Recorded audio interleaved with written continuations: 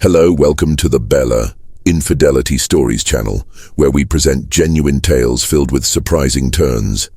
If you appreciate the video, please consider subscribing and giving it a thumbs up. It truly supports the growth of our channel. Now, let's immerse ourselves in the narrative. It was an ordinary Friday night, the sort where nothing remarkable ever occurs. There I was, at home by myself, lounging on the couch with a cold beer, engrossed in the game. Just the usual, me lost in my own reflections. Years have passed since I departed from my parents' home, not due to any discord, but because it simply felt like the right decision to make.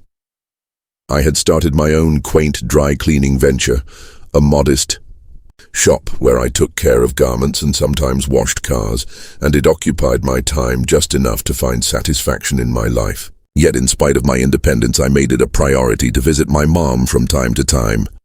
I didn't linger for long, just a brief visit to see how she was faring. During my visits, there was invariably one individual I found myself encountering, more frequently than I had anticipated. Her closest companion, Julia. Julia wasn't a constant presence in my life, but she had been part of my mom's circle for as long as I could recall. At 45, she defied expectations, her appearance telling a different story altogether. She possessed an extraordinary beauty, her smile illuminating the space around her, coupled with an elegance that ensured she was always the center of attention. She exuded a certain charm, radiating confidence, possessing a delightful sense of humor, and always making conversations feel effortless. Whenever I would visit, she would be there, sharing laughter with my mom or simply spending time together, the two of them engaged in conversations about everything and nothing at all. It was only later that I truly understood how much I had begun to anticipate our meetings, yet, during that night, none of those thoughts occupied my mind. Just as I was poised to take another sip from my bottle, a knock echoed through the door. I didn't anticipate anyone showing up, so I thought it could be a delivery, or perhaps a neighbor in need of something. However, upon opening the door, I found myself utterly unprepared for what lay beyond. There stood Julia, her face streaked with tears and her body trembling with emotion. She appeared utterly disheveled. She was unlike anything I had ever witnessed before. Julia often appeared composed, radiating self-assurance and rarely revealing any signs of weakness. Yet there she stood on my doorstep, visibly shaken. "Julia?" I inquired, the astonishment in my voice unmistakable. "What's happening?" She gazed up at me, her eyes puffy from tears, and the words spilled forth in a fractured torrent. "I have just apprehended him. I discovered his betrayal in our home, Jack. He has not been truthful with me." I found myself at a loss for words. Tom, her husband, always appeared to be a good man, though I never truly focused on the intricacies of their relationship. Yet, as I gazed at Julia, frozen in disbelief, a powerful instinct to assist surged within me. "Come in," I said, moving aside to welcome her inside. "There's no reason for you to be here." She acted without a moment's pause. Upon her entrance, I endeavored to grasp the meaning behind her words. Julia offered little additional explanation beyond that. She expressed her uncertainty about where to turn next, emphasizing her need to escape the circumstances she found herself in. She expressed her confusion about where to go next. And oddly enough, despite it not fully resonating with me, she had sought me out. I found myself uncertain about the reason. Perhaps she believed I would comprehend, or maybe after all this time of being acquainted, I was simply someone she found at ease with. I poured her a glass of water, and we settled into the cozy kitchen. I was at a loss for how to provide her with solace. What words might I choose to lift her spirits? She was broken, and I was left feeling powerless. I wished to reassure her that everything would turn out fine, yet deep down, I understood it wouldn't. The dissolution of a marriage is never simple, especially when treachery plays a role. Julia spent the night with me. She mentioned she would depart in the morning, and I chose not to urge her to change her mind. I simply allowed her to remain. I found myself puzzled by the circumstances, questioning why she had chosen me, of all individuals, yet in that instant it held no significance. She sought a refuge, and I stood by her side. As she drifted off on the couch, I couldn't help but ponder the circumstances. I found it hard to fathom the depth of her experience. It was excruciating to witness, and despite my efforts to convince myself it was merely a fleeting incident, I couldn't shake off the strange sensation that remained. This was far from an ordinary situation. This was an event that would alter the course of things. However, I was completely unaware of the extent to which it would. The following morning, I stirred awake to the gentle bubbling of the coffee machine in the kitchen. Julia was already awake, seated at the table, appearing more collected than she had the previous evening. Her tears had ceased, yet a lingering sorrow in her gaze was impossible to overlook. The sadness lingered, impervious to the fleeting comfort of a casual chat or the warmth of a steaming cup. The sadness lingered, a slow and deliberate process of healing. I entered the kitchen and gave her a slight nod. "Good morning," I remarked, maintaining a relaxed tone, even though I sensed she was still having a hard time. An uncomfortable stillness enveloped us as I reached for a mug of my own. "Thank you," she finally murmured, her voice soft. I'm unsure of the reason I found myself here last night. I simply found myself at a loss for where to turn next. I was reluctant to return to the house. I offered a casual shrug, hoping to ease her discomfort. "No worries at all. It brings me joy that you are here." I was uncertain about the next steps as well, but it's reassuring to know you secured a place to stay. Her lips curved slightly, yet the warmth did not touch her eyes. "I simply believed you might be someone who could relate." I found myself at a loss for words in that moment. Was she seeking solace? Or was she merely conversing? Everything about it seemed otherworldly. The Julia I once recognized, the self-assured, graceful and sophisticated woman, now sat in my kitchen, exposed and unsure. I found myself at a loss for words, so I simply nodded in understanding, conveying a silent, "I understand." We lingered in silence for a time, cradling our coffee, the gravity of the conversation hanging palpably around us. It was only later that I came to understand the extent to which I had misjudged the circumstances. In that instant, my intention was to support her, yet I was completely unaware that her visit would lead to enduring repercussions. As the hours unfolded, I extended an invitation to Julia, assuring her she could stay for as long as she required.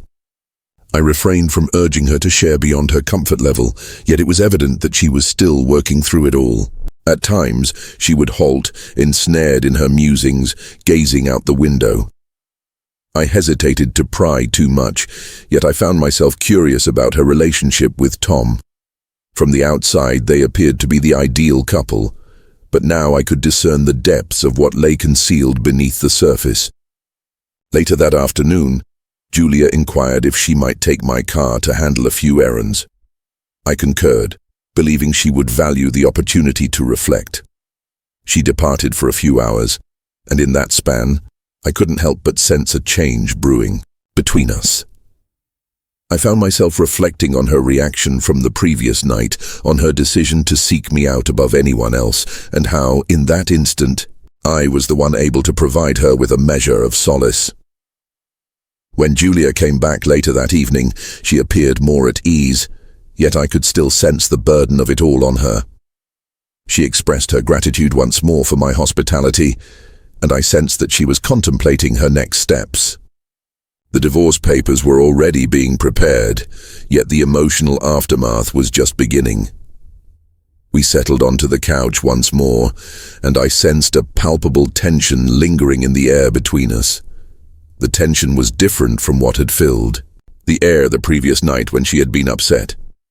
It was distinct, more nuanced, as if an unvoiced connection had developed between us, something neither of us had recognized, yet both of us sensed. "I have no idea how I'm going to manage this," she said, her voice laced with exasperation. "It seems as though everything in my life is unraveling, and I'm at a loss for how to begin putting it all back together."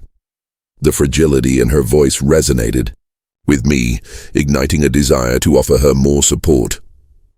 Yet, I found myself questioning whether I was truly the best person to support her during this time. She was surrounded by many friends, a solid support network. I hesitated to intrude, yet I couldn't ignore the unexpected pull I felt towards her. "I understand it's challenging," I murmured gently, "but you don't have to face it by yourself. There are individuals who genuinely care for you, and I am among them as well." I hadn't intended for it to come across as anything beyond a simple act of camaraderie. Yet as the words slipped from my lips, I sensed a change within me. An unspoken tension lingered between us now, a presence that had previously eluded us. Julia had always been a figure of respect and admiration for me, yet now I found myself perceiving her through a new lens. The situation was perplexing, leaving me uncertain about how to navigate it. Throughout the evening, we delved into her marriage and the missteps that led to its unraveling. Yet the dialogue carried a distinct quality this time.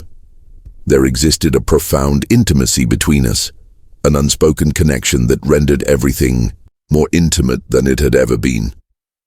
We were acutely aware that this moment marked a significant shift, yet neither of us could foresee the path it would carve out for us. As Julia departed, a subtle tension hung in the atmosphere. Uncertainty lingered in the air. I couldn't tell if she was aware of it, or if it was merely a figment of my imagination. Yet I sensed a shift had occurred. I had stood by her side in her moments of need, yet now I found myself pondering if this was merely a fleeting phase or something deeper. As she stepped through the doorway, a thought lingered in my mind. No matter what unfolded next, it would never feel quite the same. It simply wasn't possible. Everything was shifting, and I found myself uncertain about my preparedness for the implications of it all. The days that followed Julia's departure were strangely silent. I attempted to concentrate on my business, engaging with customers and overseeing the shop. Yet my thoughts kept wandering back to our discussion. The experience lingered in my mind long after it had passed. Her gaze lingered on me just before she walked away, as if there were words she yearned to share but ultimately chose to hold back. I found myself uncertain about how to interpret it. She was facing a challenging period, and I preferred not to interpret things that might not exist. Yet, I found it impossible to overlook the change that had occurred between us. A week later, she reached out to me. "Hey, Jack," she said, her voice more gentle than usual. "I'm curious. Would you be available to meet for a coffee?" That took me by surprise. We had never spent time together, just the two of us. Yet there was something in her voice that suggested this meeting was about more than just coffee. Nevertheless, I maintained a laid-back vibe. "Absolutely," I replied. "There's a spot close to my store. I'll be there in 20 minutes. Upon my arrival at the cafe, I found Julia already seated by the window, a cup of coffee placed before her. She appeared transformed, more composed than the last time we met. Yet there remained a glimmer in her eyes that revealed the weight of her emotions. I took a seat opposite her, making an effort to appear composed. "How have you been faring?" She released a quiet sigh. "An improvement, I suppose. There are days that flow smoothly, while others present more challenges." She took a moment, gently, swirling her coffee. "I simply wish to catch a glimpse of you. It seems you were the sole individual who truly grasped my experience that night." I nodded, feeling a bit at a loss for words. She went on, "I haven't discussed it with your mom yet. I hope she doesn't feel pressured to choose sides or become entangled in this situation. It has already been quite challenging." "I understand that," I replied. "She would likely just be concerned." Julia offered me a faint smile. Precisely. A silence lingered, and for an instant it seemed as though neither of us had a clue about how to steer the dialogue forward. Suddenly, without warning, she extended her arm across the table and gently rested her hand on top of mine. "Jack," she murmured gently, "this situation is indeed complex, yet I can't help but wonder how I would have managed that night without your presence." Her touch radiated warmth, a sense of familiarity that caught me off guard. I ought to have distanced myself, established a boundary, yet I failed to do so. I met her gaze and replied, "There's no need to thank me for that, Julia. I simply acted as anyone else would in that situation." She gave a slight shake of her head. "No, not just anyone." The gravity of her words lingered in the air between us. The air was thick with unvoiced tension, and I sensed we were nearing a boundary best left uncrossed.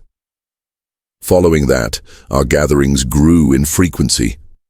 Initially it was merely the little moments, sharing a meal, reconnecting after the day's tasks. Yet, as time passed, our discussions became more profound. She shared her thoughts with me regarding her divorce, her anxieties about solitude, and the unpredictability of beginning anew. I absorbed the words, yet simultaneously sensed a transformation stirring within me. Julia had always been a figure in my life, a friend of my mother's, someone older whom I held in high regard, yet now she had become so much more. She was a woman reconstructing her existence, gazing at me in a manner that no one else ever had. As the day drew to a close, she wandered into my shop, just as I was preparing to lock up. I happened to be in the area. She mentioned nonchalantly, figured I'd drop a hello. I let out a soft laugh. "Are you certain it's not merely a pretext for a complimentary car wash?" She chuckled, and for a fleeting moment it seemed as though all was right in the world. As I secured the door and faced her, a moment of uncertainty flickered in her eyes. "Would you like to go out for a drink?" she inquired. I paused, contemplating my next move. A refreshing beverage. Merely a beverage. That shouldn't signify anything, correct? Yet beneath the surface I understood this was more than merely beverages. I gave a slight nod. "Indeed. Let us proceed." That evening, a shift occurred. We conversed for what felt like an eternity, and when her laughter rang out, it was as if I had finally witnessed her genuine smile after a long absence. Her gaze held a new intensity that I hadn't noticed before. Thus was the manner in which I regarded her. As we stood outside my truck, the air was thick with unspoken words, neither of us daring to take that first step away. She gazed at me, her expression more tender than I had ever witnessed. "Jack," she murmured, her voice scarcely audible. In that instant, I understood that whatever this was, it was already unfolding. Following that evening at the bar, the dynamic between Julia and me changed. We didn't voice it, yet the unspoken understanding lingered between us. It was in the depth of her gaze, the way she held on just a moment more when we parted ways. It was in the manner I began to glance at my phone with increasing frequency, pondering whether she would send a message. Initially, I attempted to persuade myself that I was simply overanalyzing the situation. She was navigating a challenging period, and I happened to be the one she felt at ease with. Yet, beneath the surface, I understood that was merely a fraction of the whole story. A week following our evening together, Julia returned to my shop once more. "Occupied?" she inquired, resting against the doorframe. I glanced up from buffing the car hood and couldn't help but smirk. "It varies. If you're in search of a complimentary car wash, then yes, I'm quite overwhelmed." She rolled her eyes, yet a smile crept onto her face. "I was thinking it would be nice to go out for dinner. This time, it's on me." For a brief moment I paused before giving a nod. "Absolutely, of course." We found ourselves at a quaint Italian restaurant just a few blocks down. The atmosphere was serene and personal, the perfect setting for a romantic outing. The thought lingered uneasily in my mind throughout the entire meal. Julia appeared at ease, more so than I had observed her in weeks. She shared insights about her professional life, her journey toward navigating the divorce, and how she was beginning to rediscover her true self. "I have no regrets about leaving him," she remarked, swirling her wine glass. "I truly despise the fact that I squandered so much time on someone who never truly recognized my worth. That left me at a loss for words. I didn't exactly have a wealth of experience when it came to long-term relationships." Just as I was about to formulate a response, she turned to me and asked, "You see me, don't you, Jack?" Her voice was gentle and measured, yet there was a depth in her gaze. Something authentic. I took a deep breath. Indeed I did. I certainly do. Thus a profound silence enveloped us, more weighty than it had been previously. This was the boundary, the one I understood we must not breach, yet it was Julia who took the initiative. She extended her hand across the table and grasped mine, reminiscent of that moment at the cafe. Yet this time, she held on tight. "Would you like to come over after this?" she inquired, simply to converse. I understood her intention. I understood that this went beyond mere conversation. I might have chosen to decline. I might have chosen to turn away. However, I chose not to. Julia's apartment was more compact than I had anticipated, yet it exuded a warm and inviting atmosphere. Books were piled on the coffee table, and a half-empty glass of wine sat on the counter. It exuded a sense of familiarity and comfort. We nestled on the couch, perhaps a bit too close for comfort. After a moment, she acknowledged the complexity of the situation. "I want to ensure everything remains comfortable for you. If this situation, whatever it may be, causes you any discomfort, please feel free to express that." I gently shook my head. "That's not the case." "So what exactly is it?" I let out a breath, my fingers weaving through my hair. I just want to make sure I get this right. Dedicated to you for my own sake, in honor of my mother." She nodded as if she grasped the concept. "I feel the same way." For a brief instant, I believed she might express something entirely different.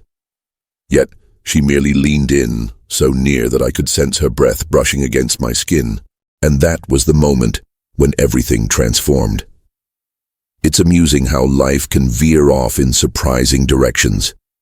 You believe you have everything under control, that you can predict the next steps. Yet suddenly, circumstances shift, and you discover yourself in an unexpected situation. That's precisely what unfolded between Julia and me. It didn't happen right away. It was quite a challenge, yet it was genuine. And as time passed, that truth became more evident than anything I had ever experienced. We had dedicated months to this serene cocoon, carefully maintaining our secrets. Initially, it seemed as though we had stumbled into a hidden realm, uniquely ours.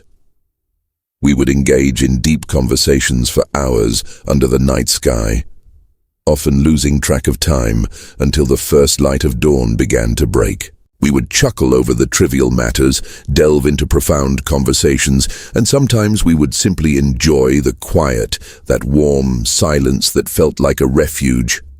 However, as time progressed, the gravity of our actions began to take hold.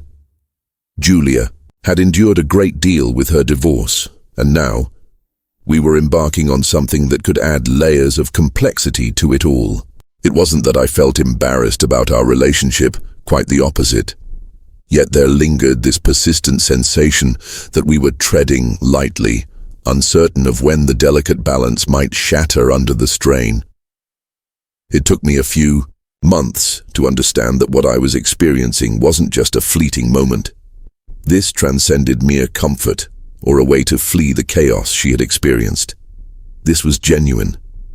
I cherished her in a manner I never realized could exist, and it terrified me to my core. One evening, following a weekend at my place, I informed Julia that the moment had come. We couldn't conceal it indefinitely. On a Sunday morning, my mom was in the kitchen, preparing her customary pot of coffee. "Do you really think this is the right choice?" Julia inquired as we lingered outside my mother's home, her fingers woven with mine. "No," I confessed. "But the moment has come." It seems she was caught off guard by that response. It seems she was looking for a response that conveyed more comfort, more confidence. Yet the reality was that I found myself uncertain. I felt uncertain about my mom's response, my friends' reactions, and the way the world would perceive us. There was only one certainty amidst the uncertainty. Life without Julia is simply unimaginable for me. As we entered the kitchen, my mom glanced up. She smiled, yet an unspoken tension lingered in the atmosphere. She perceived it. She sensed it. The proximity between Julia and me, the subtle touch of our hands as they grazed against one another. She had her sight. She was aware. We gathered around the table, and a thick, weighty silence enveloped us. My mom was careful not to make hasty judgments, however. She refrained from launching into a lecture or bombarding me with questions right away. She gazed at us for a brief moment, then let out a sigh. "I should have seen this coming," she murmured, mostly to herself rather than to us. "I truly ought to have." Her words lingered in the air for a moment. My heart raced with intensity. I found myself uncertain about the direction of this dialogue, and I questioned whether I was prepared for it. However, my mother caught me off guard. "I don't love this," she stated, her tone steady yet resolute. "It's not that I have anything against you, Julia, but I'm aware of how others will react. They just won't understand. They simply won't grasp it." I considered interjecting, but I chose to let her continue speaking. "I'm not suggesting that happiness isn't important," she continued, "but I want you to understand that challenges will arise. Judgment from others is inevitable, and I wish to protect both of you from any pain it may cause. I'm indifferent to what others think." I found myself saying to my own astonishment that I'm not doing this for anyone but myself. I'm pursuing this path because it resonates with me, for my own sake, for our benefit.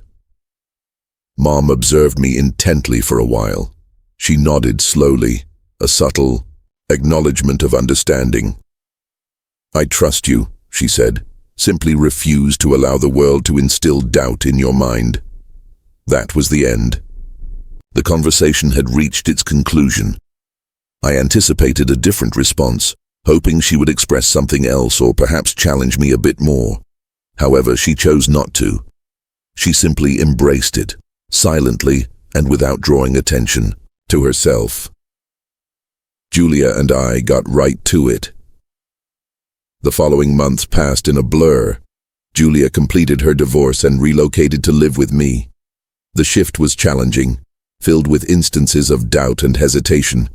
Yet with each passing day, it began to feel increasingly instinctive. We took our time with everything. We embraced a gradual approach, discovering the intricacies of our shared journey. The small details were what truly brought a sense of correctness to the moment. Her effortless ability to prepare breakfast for me, without a word of request. The manner in which we could discuss anything. The manner in which we allowed the silence to exist without the necessity of words. One evening she brought me to the kitchen table and had a serious conversation. We hadn't really delved into the topic of having children, at least not in a serious manner. Yet, the moment I caught sight of her expression, I realized this was something entirely unique. "I'm expecting," she murmured, her gaze probing mine for a response. For a brief instant it was beyond my comprehension. I assumed she was just kidding around, yet the expression she wore revealed otherwise. "Excuse me, could you clarify that?" She offered a gentle smile tinged with a hint of apprehension. "I'm expecting, Jack." Thoughts surged through my mind. This was not part of our plans. We hadn't even had a serious conversation about it. Yet as I gazed upon her, witnessing the fear in her eyes mingled with a glimmer of hope, I understood. I sensed that a transformation was imminent, and strangely, I felt at peace with it. Better than just okay. I extended my hand across the table, grasped hers and gave it a gentle squeeze. "All right," I declared, "let's get started." It was not a question. The choice was clear to me from the start. It was perfectly balanced. Life often unfolds in unexpected ways.